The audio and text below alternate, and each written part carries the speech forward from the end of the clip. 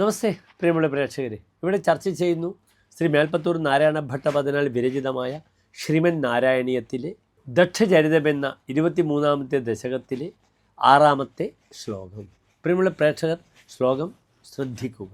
സ്തോത്രം ച മന്ത്രമപി നാരദതോധലബ്ധ്വാ തോഷായ ശേഷവപുഷോ നനു തേ തപസ്യൻ വിദ്യാധരാധിപതിതാം സഹി സപ്തരാത്രേ ലബ്ധ്വാപ്യഗുണ്ഠമതിഃ അന്വഭജത് ഭവന്തം.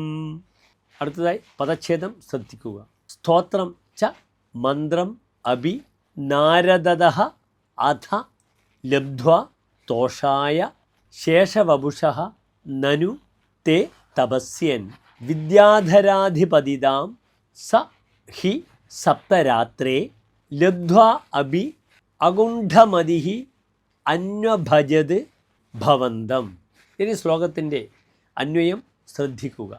അഥ നാരദതഃ സ്തോത്രം മന്ത്രം അഭി ച ലബ്ധ്വാ ശേഷവപുഷഃ തോഷായ നനു തേ തപസ്യൻ സഹ സപ്തരാത്രേ വിദ്യാധരാധിപതിതാം ഹി ലബ്ധ്വാ അഭി അഗുണ്ഠമതിഃ സൻ ഭവന്തം അന്വഭജത്.